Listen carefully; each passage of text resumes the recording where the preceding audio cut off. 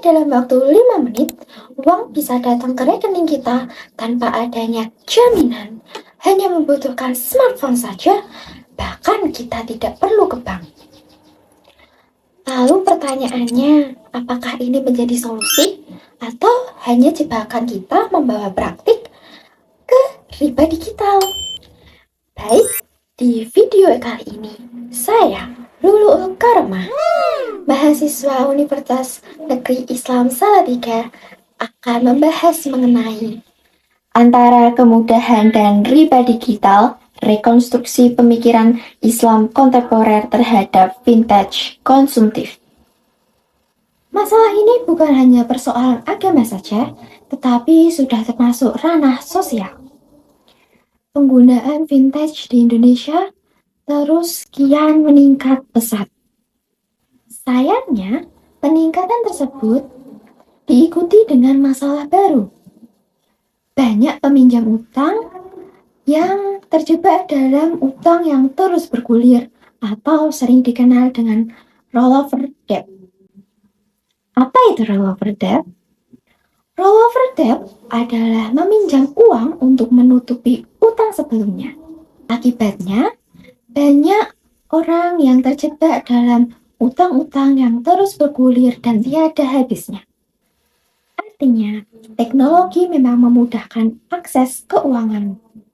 Tetapi tanpa etika dan pengelolaan yang baik, teknologi bisa menjadi pintu masuk eksploitasi ekonomi. Dalam fikih Islam, riba secara sederhana berarti tambahan yang diperbolehkan tanpa adanya pertukaran yang adil. Para ulama membagi riba menjadi dua bentuk. Yang pertama ada riba al-fadl, yaitu kelebihan dalam pertukaran yang sejenis. Kedua, ada riba an-nasi'ah, yaitu tambahan yang muncul karena adanya penundaan pembayaran.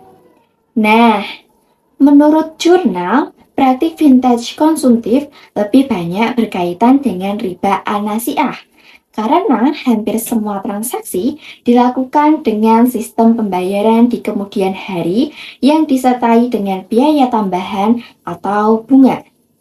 Namun menariknya, tidak semua ulama memiliki pandangan yang sama.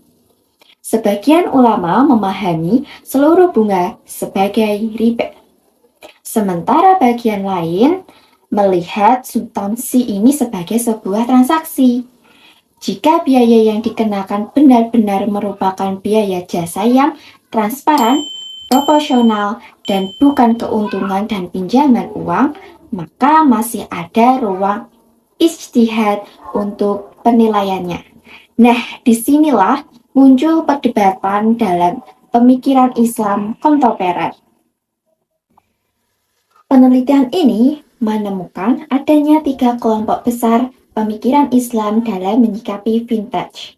Pertama, kelompok konservatif literal. Kelompok ini berpendapat bahwa setiap tambahan atas pinjaman adalah riba. Karena itu, hampir seluruh produk vintage berbunga dianggap tidak sesuai dengan syariah. Kedua, kelompok reformis moderat. Kelompok ini membedakan antara bunga yang bersifat riba dengan biaya layanan digital atau ujrah. Menurut mereka, vintage tidak otomatis haram. Yang menentukan adalah struktur akad, transparan biaya, keadilan, dan tidak adanya unsur eksploitasi. Ketiga, kelompok transformasi atau rekonstruksi. Kelompok ini menawarkan pendekatan yang lebih luas.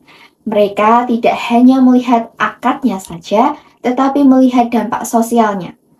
Apakah produk tersebut melindungi masyarakat? Apakah justru membuat orang semakin miskin?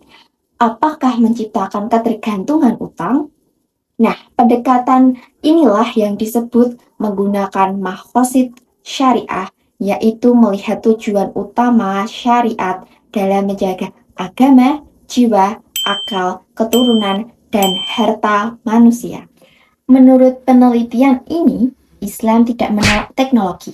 Yang ditolak adalah praktik yang mengandung riba, gharar, atau ketidakjelasan serta maisir atau spekulasi. Karena itu, solusi yang ditawarkan bukan menghentikan perkembangan vintage, tetapi pengembangan vintage syariah. Vintage syariah menggunakan akad yang telah diakui dalam hukum Islam, seperti murabahah, mudorobah, musyarakah, khord hasan, dan ijarah. Di Indonesia, praktik ini telah memiliki dasar hukum melalui Fatwa DSN MUI nomor 117 tahun 2018 mengenai layanan pembiayaan berbasis teknologi informasi berdasarkan prinsip syariah. Dengan kata lain, teknologinya boleh modern, tetapi prinsip keadilannya tetap harus sesuai dengan syariat. Jadi, apakah vintage itu haram? Jawabannya tidak sesederhana itu. Menurut hasil penelitian ini, yang menjadi persoalan bukan sekedar aplikasi atau teknologinya, tetapi bagaimana akadnya disusun, bagaimana biayanya ditetapkan, bagaimana resiko dibagi, dan yang paling penting, apakah produk tersebut benar-benar menghadirkan kemaslahatan atau justru menjerumuskan masyarakat ke dalam lingkaran utang yang tidak berkesudahan.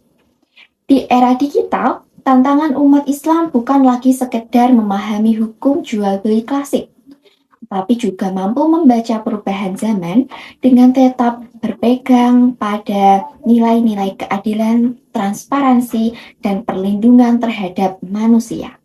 Karena pada akhirnya, teknologi hanyalah alat yang menentukan keberkahannya adalah bagaimana manusia menggunakannya. Kalau menurut kalian, apakah layanan pay later yang ada saat ini sudah sesuai dengan prinsip syariah? Tulis pendapat kalian di kolom komentar ya. Jangan lupa like, subscribe, dan bagikan video ini agar semakin banyak yang orang memahami ekonomi syariah di era digital. Sampai jumpa di video berikutnya. Wassalamualaikum warahmatullahi wabarakatuh.